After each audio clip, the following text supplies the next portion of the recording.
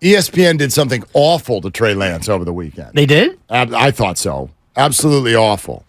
And I know that we've got ourselves in this bucket that's really difficult, quite frankly, for each and every person who watches 49er football, which is that you're allowed to share your opinion, and then as soon as you do, you get painted. You hate this guy, and you love this guy, and you love that guy. And you don't like the teams that we're all on now. Whatever. You're Team Brock, and other people are Team Trey. Bunch of noise. I'm Team Sam because he has red hair, and it gets awkward. No, that's fine. I mean, it's a bunch of noise, and quite frankly, a waste of everybody's energy, and a bunch of you are going to keep doing it, and great. That's good. Have a great time. I'm going to watch 49er football and tell people what I see through my eyes. But here's what ESPN did. They decided to tell people what they thought people saw through someone else's eyes. And we'll see if we can find the audio for you. But I can at least give you a synopsis of what happened. So Trey Lance throws the interception early. Oh, do we now have the audio? Okay, check this out. This is running on a highlight package after the game on ESPN. Lance's numbers go up on the screen, which if you're a box score baby, the numbers were not bad because he had a really good couple of drives there at the end. Yeah. Like chunked off some yardage, won the game. He deserves credit for these things. If you turn the game off after the pick, you would think this was a disaster for Lance, but he actually improved and looked better in the end. So listen to the way ESPN handles it after the game. Boy, Trey Lance just had another dismal outing. 49ers win late. Lance, the numbers were good. Performance, not so much, according to those that watch every snap. Okay, so here's ESPN. You are ESPN, and you just uttered the phrase, numbers are good, performance was not, according to those who watched. Right. Dude, that is so irresponsible. So he didn't watch, is what he's saying. He's reading Twitter, which after the interception, no doubt was like, oh, God, Trey looks bad. And then he comes back and does some really good things. And here's ESPN. Well, I know the numbers were good, but he was not. Trust me, I've read about people who said that on the internet. Like, that's terrible. If you look at the numbers and you look at the QB rating, Sam Darnold had a 93.2 and Trey Lance had a 93.1. So if you looked at Sam Darnold's numbers and you would look at 11 of 14 with a touchdown and a pick, you would look at the numbers and you'd say, oh, they were pretty much similar. But if you actually watch the game, Trey's pick and Sam's pick were very, very different. Very different. You know, Trey actually got more going in his late drives than Sam did at all. Sam didn't do much of anything other than complete a few passes in the middle of the field and throw a pick that wasn't his fault. I thought Sam was solid. That's the He was word. fine. Yeah, he was fine. It's your word. That's a word that you're looking for from your backup quarterback. I think, again, the word that popped to my mind for Trey Lance is improved. By no stretch, under anyone with eyes or brain, would you use the word dismal.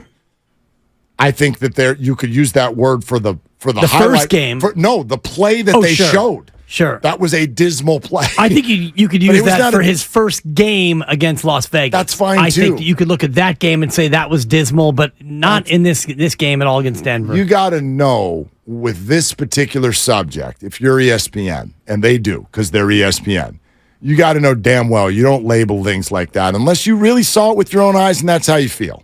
That's all I'm saying. You wanted to listen, we're in the opinion business. You want to have one, rock out. You can even be Skip Bayless and have crazy ones. Go for it. But form it based on what you actually consumed yourself. Well, and honestly, that platform is not a platform for opinion. That's a platform for highlights, facts, and maybe a little bit of lighthearted entertainment. That's not the time for you to opine about anything unless you saw it yourself, to your point. You know, for you to take a report of something you saw on Twitter or according to those who actually saw it, it wasn't dismal. Yes, the interception was dismal. That was a terrible throw. Other than that, Trey Lance was all right. He was better. I think improvement's a good way to put it. I still don't think that he's better than Sam Darnold. And, you know, you look at our YouTube poll that we put up there, who do you think is leading the race to be QB2? Wow, people are misreading the poll. Right, but also That's people. who do you want? People to be are always the QB2? voting on who they want to be that guy. Ultimately, it comes down to Kyle Shanahan, and I think that he's shown you who he thinks is the guy, and that's just my own opinion. And we ultimately will see in about a week. Yep. I've said this from the beginning. I think the 49ers showed you who they think is their QB2 the second that they signed Sam. Right. I mean, the way that they signed Sam, the money that they gave Sam, the fact that it was the first day of free agency.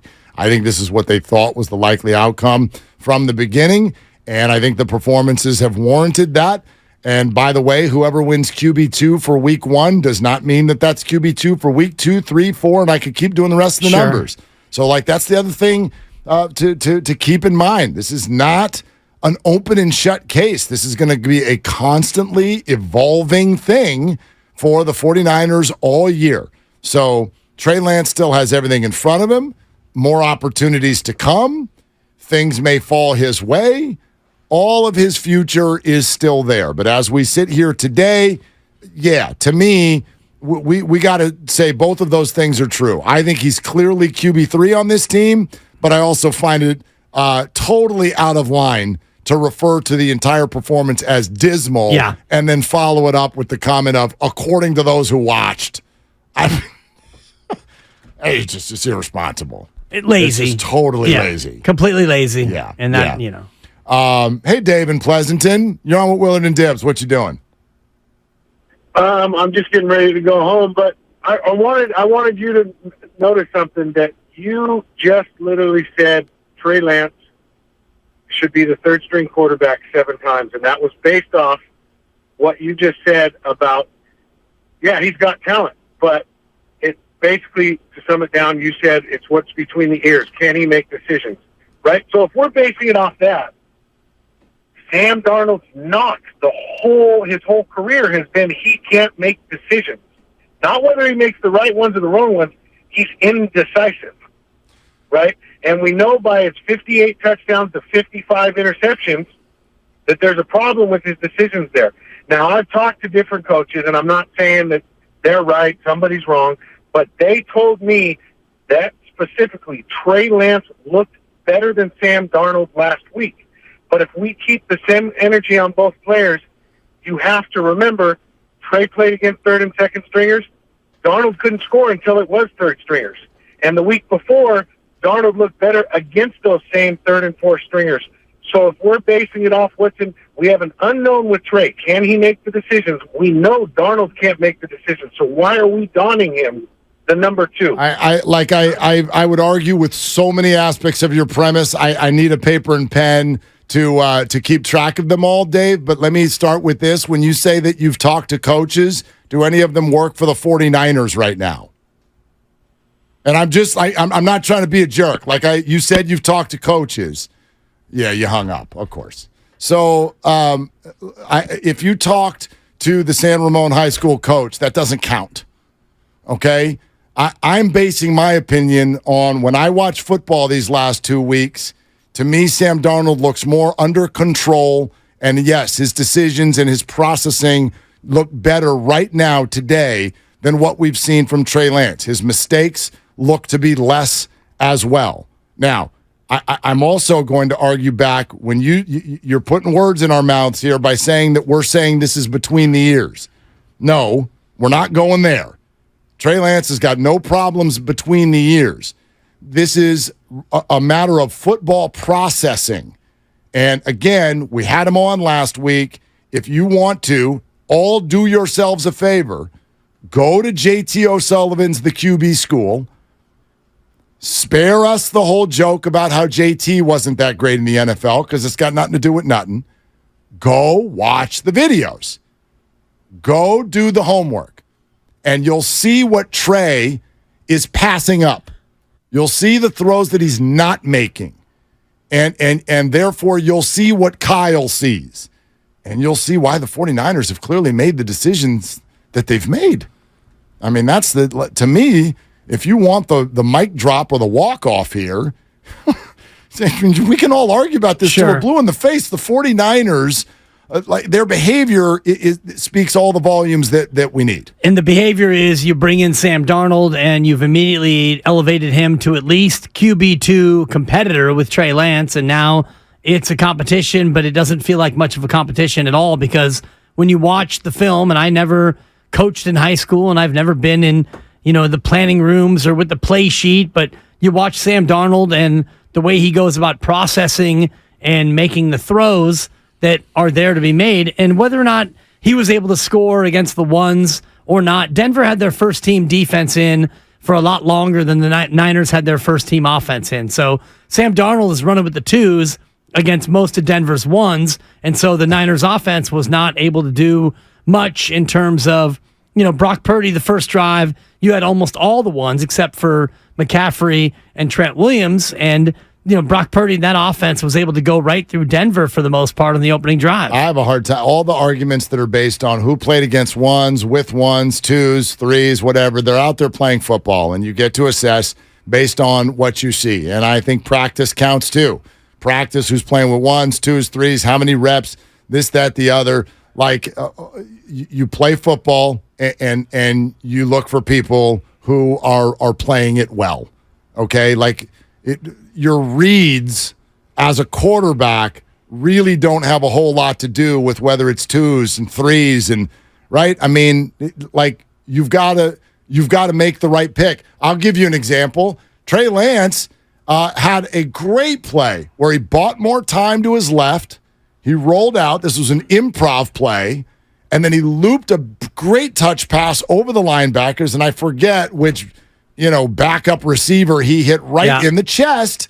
And he dropped it. Well, the way I watch football, that's a completion. That's a good play. I don't care what the box score or if that was Ayuk, it would have been a touchdown. It doesn't matter. I log that. That's a good play. Trey Lance did a really good job on that play. So that's the way I'm going to watch it, man. I don't care who's running out there in the field for Trey to throw to. Make the right read, throw the ball on time. And that has been very inconsistent for Trey. Yes. But it got really good in the last two drives. It did, yeah. And it feels like in that 2-minute drill, helter-skelter, he's able to play a little bit more freely. And I don't know if that's just because he doesn't have the level of experience that Sam Darnold has or Brock Purdy has in terms of commanding an NFL huddle or an NFL offense. But as that game got a little bit faster toward the end and Trey was able to just go out there and make plays and find the open guy and throw it to him, it looked like he got more comfortable. No doubt. So what'd you all see from Trey? And what's your assessment? 888-957-9570. We'll take your phone calls on this throughout the afternoon. And one other thing, that previous caller talking about Sam Darnold, and I know a lot of people think this way. Some of you think Trey should be QB2 because of the unknown. Trey should be QB2 because we don't know if he's bad. Sam, we already know that he's bad. I personally dismiss the argument because I am someone who believes in the context of a quarterback. I believe in teammates. I believe in coaching. Yes, I do think players can look different in different scenarios. Does that mean I think Sam Darnold can be Steve Young? No, I do not. It does mean that I think that we could see a different version of Sam Darnold with the 49ers than we saw with the Jets and the Panthers. Plus, the Jets and the Panthers were asking Sam Darnold to be their starter, and the 49ers are not. So I'm not looking for Sam to be a star. The 49ers have their starter. Right. They've got but their I starter. think what you said in the first part of this, to me, is the most important part, which is context. And Sam Darnold in this offense doesn't have to do what he did in Carolina or in New York, because this offense is predicated on run the play as called. And I saw Sam Darnold on Saturday into the huddle, out of the huddle, getting everyone set, and just run the play. Run the play that's called, make the throw to the person where you're supposed to throw it. And he was 12 of 15, and for the most part, the throws that he made were on target. One of the 3 incompletes bounced off of Danny Gray's or Ronnie Bell's face mask, right off of Bell's head, and that was a pick. And, if that's Ayuk or Debo, it probably doesn't happen. You would hope it doesn't happen. And so, to your point about the stats, and you look at the numbers, that to me goes down as a completion. I agree with you. However, I'm also willing to admit, and this is one of the things we want to play with today, is different eyes process things in different ways. And I'm not talking about the quarterbacks. I'm talking about all of us. I saw people on social media throughout the week saying that pick was Sam Darnold's fault because he threw it high. So apparently he hit him in the crown of the helmet instead of the face mask or instead of the chest, so it's high. He threw it high and hard, and that's why it got picked. Okay. Yeah. That's how you see it. So when the ball whistles through a guy's hands, both of which are up to catch it, that goes on the quarterback? Apparently. Okay. And we'll let Patrick Mahomes and Josh Allen know to stop throwing it hard. Right. Because that leads to picks. And high, too. I mean, it's the NFL. But that's how you and I saw it. I'm in full agreement with you, but a lot of people aren't. Now, I do think that it'd be interesting if people, and we'll never get there, but if people could start to see the bias that gets moved into this conversation. And I know you, I know me, I know most of the people that we're talking to on a daily basis here at our station. Like, these are people who follow the 49ers. I have absolutely no dog in this fight other than the 49ers. That's my dog. The 49ers are my dog. So whoever's going to score the most touchdowns with the team is who I'm rooting for.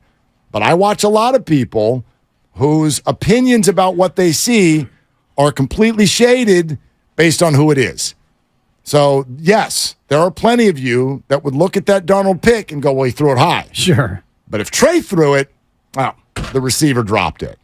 So, I don't know, man. To me, in the NFL, if a ball hits you in the face, that's the receiver's fault. If it goes through both hands and hits you in the face. Unless he's 3 yards away and you huck it as hard as you can. And this was not that. It's an NFL throw. Right. And it was a throw on target, and it was a throw on time, and the receiver got up and didn't make the play. And this is a individual who has had a hard time with ball security, and it happened the previous game.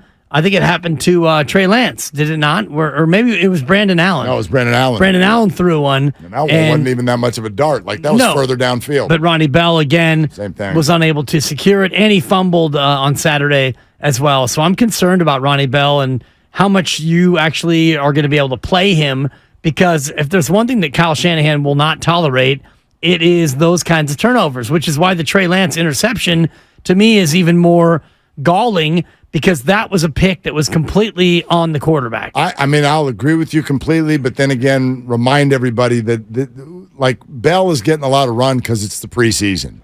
Right. Like the 49ers, how often do you get a lot of plays for WR4 or WR5? Even WR3 doesn't get much. They run a ton of 21 personnel, as we've talked about, and you saw it with the touchdown that the fullback caught coming out of the backfield from Sam Darnold. 2 running backs, 1 tight end, which means 2 wide receivers, Ayuk and Debo. That's what the Niners run more than half the time. And when they go 3 wide, it's Juwan Jennings. And I bet you when they go 4 wide, it's going to be Christian McCaffrey who motions up into the slot as your 4th receiver. So Bell's not going to play a lot on offense, but I'm just a little concerned about the lack of ball security that we've seen early on. All right, Jonathan in SF is next up here on Willard and Dibs. Hey, Jonathan, what are you doing? Hey, man, I've been listening to a lot of nonsense since early this morning. This has been going on for weeks and months now, man. I don't know what the hell is people watching. Look, this is what I saw Saturday, okay? Trey Lance went from way, way, way below average to way below average. I mean, the guy is just not processing things quick enough. I mean, even with the touchdown throw, it was wide open when he hit his back foot. And he threw that thing, 3 seconds late. That's why the guy got popped in the end zone. I mean, I don't know what everybody's watching. I heard callers say Brock Purdy's no good. But the same person's telling me that Trey Lance is so talented that he's going to be the franchise savior. Hey, newsflash, never going to happen. Your guy's no good. He needs to simmer for about 4 years at least, because he's way behind on processing this thing. Quarterbacking is 80% brains, people. It's not just talent and height and strong arm. Go look at the history of the Super Bowl. Guys like Brock Purdy are the dudes that win it all. Okay? Jonathan, thanks. Although I will say this. I think we got to be real careful on this. Trey Lance was drafted. This is my opinion. Trey Lance was drafted by the 49ers because of his brains. Yeah. I think that's what, like, in many ways, that's what Trey does best. Trey knows it. It's a matter of how quickly you see it / process it. Exactly. Decision making. That's actually, to me, it's closer to an athletic skill than it is what we would call a brain or a thinking skill. I think Trey wowed the hell out of Kyle Shanahan in the room leading up to the draft. That's what I think happened. There's in the room and then there's at the line. then there's on to the your field. point, Yeah. I think those are two completely different skills. You can go to the board and draw it and explain it and know the terminology, but when you get out there and you get the ball in your hands and you have to run it, it's a whole different skill set.